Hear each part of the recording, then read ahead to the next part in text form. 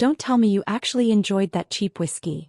My dad's new wife chuckled across the table, her manicured fingers tracing the rim of her glass. He's always been so terrible at picking gifts. But I guess you wouldn't notice. You've always been easy to impress. Her words were coated in honey, but the sting was sharp. I smiled politely, letting her laughter echo around me like a cruel soundtrack. That bottle sat unopened on my counter for a night, like some kind of test I hadn't asked for. The next morning the phone rang. My dad's voice was filled with pride, casual and smug. "So, how was the whiskey?" I paused. My lips curled into the kind of smile no one could see but could feel. "Oh, I gave it to your wife. She loves it." The silence on the line was heavy, suffocating. Then an explosion. "You did what?" "Hi everyone. My name is Claire. And if you've ever been underestimated by your own father, if you've ever been treated like a guest in the story of your own blood, then you'll understand why I said it the way I did. Come. Measured. Like a woman holding a match near gasoline. You see, this wasn't about whiskey. Not really. It was about years of being replaced, dismissed, written out of chapters that should have been mine. My dad remarried fast, too fast. Before I could even grieve the mother who raised me, he was parading someone else in her place. Me. I was expected to smile. To clap. To play daughter to a stranger who had stolen the role of wife. That whiskey was just another symbol. A gift meant to bridge a canyon he had dug himself. A gesture that reeked of guilt disguised as generosity. But I didn't drink it. I wouldn't let his attempt at peace slide down my throat and burn away my silence. Instead, I handed it off, to the woman he chose over everything we once were. And when his voice broke through the line, filled with disbelief and anger, I knew I had finally touched the nerve he thought was buried. Little did he know, the whiskey wasn't the beginning. It was just the spark. The phone call ended with a slammed receiver and a click so loud it echoed in my ear. But the silence that followed was louder. I stood in my kitchen, staring at the empty counter where the whiskey bottle had once been, and for the first time in years, I didn't feel small. Later that evening I heard from her. His wife. She texted me with a flourish, a photo attached. The bottle was half empty on their dining table, 2 crystal glasses catching the light. Her caption, "Finally something thoughtful from him. Cheers, sweetheart." Sweetheart. The audacity of that word burned hotter than the liquor ever could. I knew exactly what she was doing, staking her claim, twisting the knife in a wound I hadn't admitted was still bleeding. But I didn't flinch. Instead, I saved the photo. Proof. A receipt of what was mine and how casually it had been handed off. "Hi again, it's Claire. And let me tell you something. When betrayal comes wrapped in velvet gloves, it cuts the deepest." I'd spent years enduring their smugness, the way she tossed comments that felt harmless until you looked closer. How he let her, like her cruelty was entertainment. That whiskey was never just whiskey. It was an invitation to dance on my boundaries. And I decided I wasn't just going to step back, I was going to lead. The following weekend we gathered for dinner at his house. A family reunion he called it, though it felt more like a coronation for her. She sat at the head of the table, not him. My seat, the one I had known since childhood, was nudged aside for her cousin. I smiled through it, tasting ash in every bite. Then, with the calm of someone who already knew how the night would end, I raised my glass. Not wine, not water, but whiskey. His whiskey. The very same bottle refilled and brought back by me. Their faces shifted, hers paling, his hardening. They knew I had made a move, though neither could name it yet. And as the glass touched my lips, I thought to myself, let's see who burns first. The whiskey slid across my tongue, bitter, sharp, and deliberate. I wasn't there to drink it, I was there to watch them watch me. My father's eyes narrowed, his hand tightening around his fork until his knuckles whitened. Her smile faltered, the corners twitching like a mask slipping under heat. "You brought that?" she finally asked, her voice too light, almost a whisper. "Yes," I said, swirling the amber liquid in my glass. It deserved to be finished at this table. Her cousin shifted uncomfortably beside me. My father's jaw clenched, and the silence that followed was thick enough to carve. The room, once buzzing with chatter, now hung heavy with the weight of something unspoken. "Hi, it's still me, Claire. I need you to understand something. That dinner wasn't about family, not anymore. It was a battlefield disguised with napkins and cutlery. For years, I'd been painted as the ungrateful daughter, the bitter remnant of a marriage gone cold. But in that moment I decided, if they were going to cast me as the villain, I'd wear the role like armor. She leaned forward, eyes glittering like knives. "Well," she said, her tone honeyed but strained, "at least you're finally appreciating his taste." My laugh was soft, controlled. "Oh, I'm not appreciating his taste," I replied. "I'm appreciating how well you enjoyed it. After all, it was meant for me, wasn't it?" Her hand froze on her napkin. My father's face went red, a dangerous shade I remembered from childhood, the shade that came right before the shouting. But he didn't shout. Not yet. Instead, he leaned back, studying me as though seeing me for the first time. "You're trying to make a point," he said slowly, voice low enough that only I could hear. And I met his gaze, steady and unflinching. Maybe I already did. The rest of the dinner stumbled forward, forced smiles and hollow conversation filling the void. But I could feel it, the shift. The fracture. The awareness that the game they'd been playing wasn't one-sided anymore. Because here's the truth. Revenge doesn't always come loud. Sometimes it starts with a quiet sip, and the sound of two people realizing they've lost control. The rest of that dinner was a blur of clinking cutlery and forced laughter, but underneath it all, tension simmered like a pot left unattended. Every glance across the table felt like a challenge, every word spoken carried a double edge. When dessert was served, I excused myself, stepping out onto the back porch. The air was cool, the night sky sprawling above me, and for the first time in years, I felt the weight of silence on my side. But silence never lasted long in that house. The door creaked open. My father stepped out, closing it firmly behind him. His shadow stretched long across the porch. "What are you doing, Claire?" he asked, his voice low but thick with anger. I turned slowly, meeting his gaze. "What I should have done a long time ago. Remind you that I'm still here." He scoffed, shaking his head. "This isn't about you. It never was. Why can't you just accept her?" "Hi, it's still Claire." And this was the moment the mask finally cracked. Because that one sentence, those 8 words, were the confession I had been waiting for. It never was about me. And suddenly, the years of birthdays missed, calls ignored, and cold holidays made sense. I stepped closer, my voice calm even. "Do you hear yourself? You replaced Mom before the ground had even settled on her grave. You built a life around pretending I was just collateral damage. And you think I should accept her?" His jaw tightened. For a moment, I saw something flicker in his eyes. Not guilt, not regret, but fear. Fear that I wasn't bending anymore. Then she appeared in the doorway, her perfume hitting the night air like poison. "Everything all right?" she purred, though her eyes were locked on me, sharp and alert. I smiled, turning back to face them both. "Perfectly. Just finishing what he started." Her brow furrowed. "And what's that supposed to mean?" I let the words hang there, tasting their power before releasing them. "It means you've mistaken silence for weakness. And you're about to learn the difference." Their faces froze, hers pale, his dark with anger. And in that moment I knew the game had shifted entirely. The next morning I woke up to 3 missed calls from my father and 1 curt text. "We need to talk. Come over. Now." I didn't reply.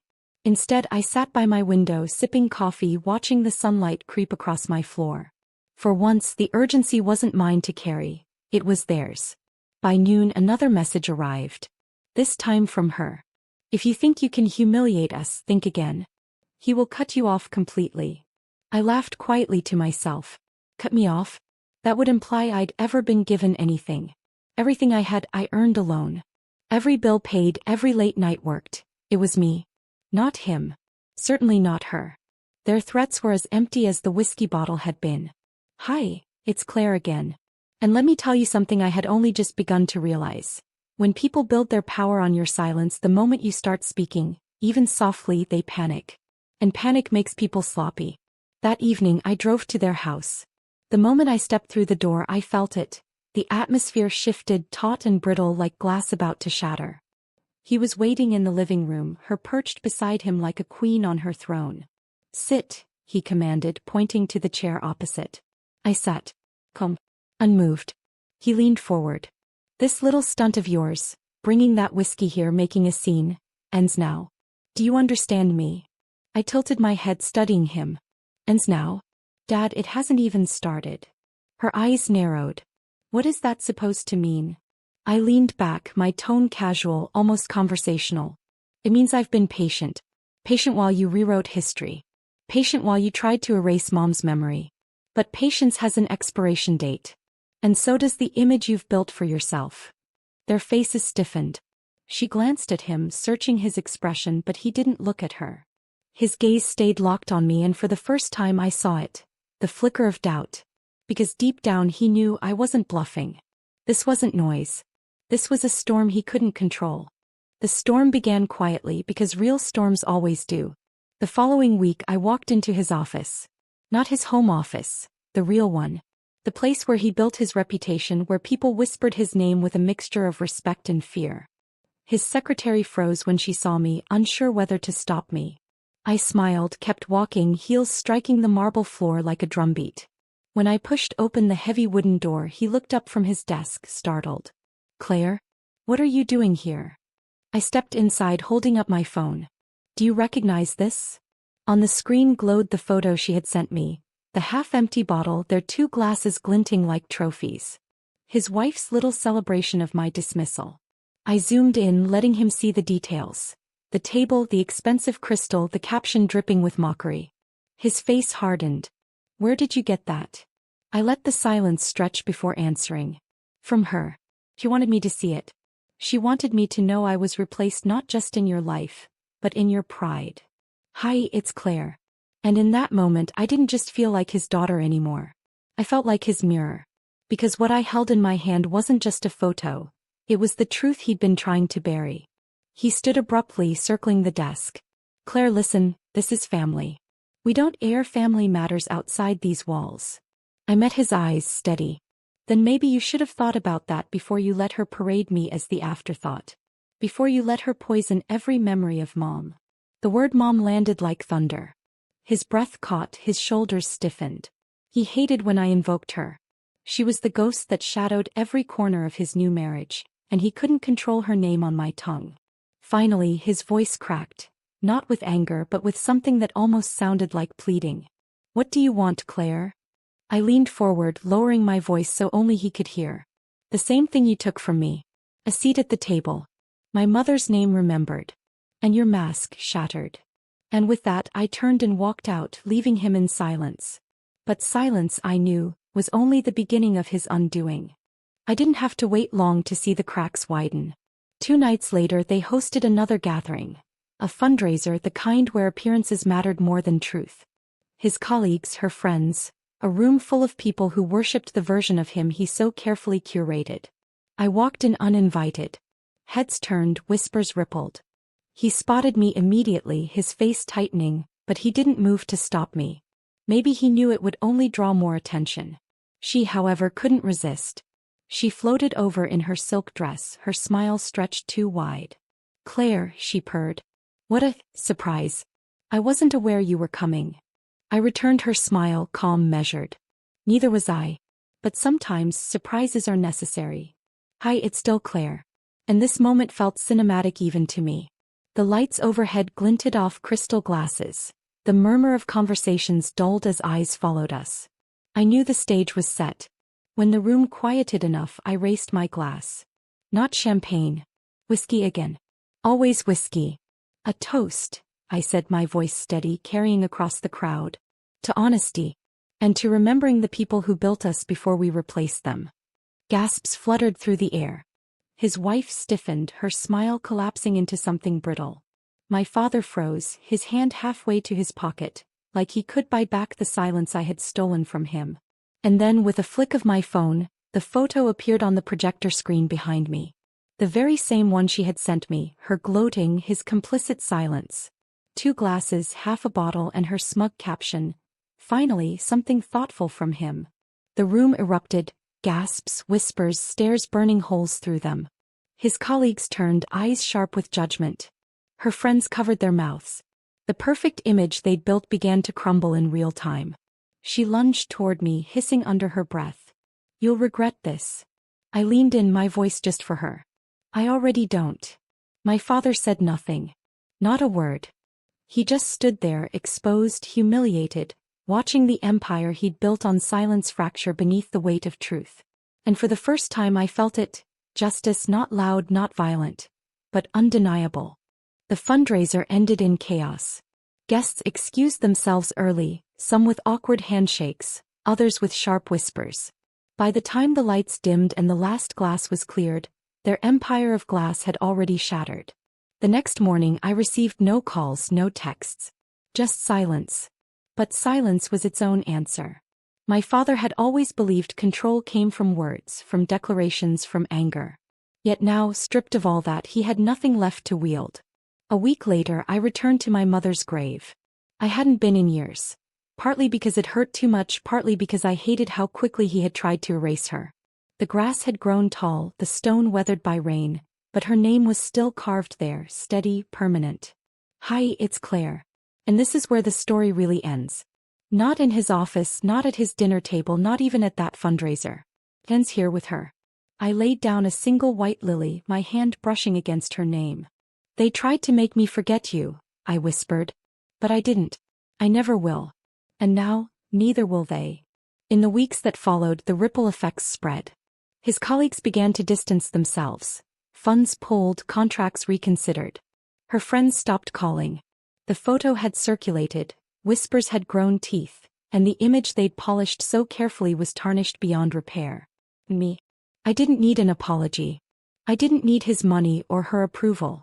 What I needed was what I had already taken back. The truth. The power of memory. The seat at the table that no one could erase because it was mine by blood, by love, by history. One evening as I sat by my window with a glass of water, no whiskey, never whiskey, I replayed his words in my mind. This isn't about you. He was wrong. It had always been about me. About the daughter who refused to disappear. About the silence that turned into fire. About the truth that refused to be buried. And as the sun dipped low, painting the sky in bruised shades of orange and purple, I smiled. Because finally my story was mine again.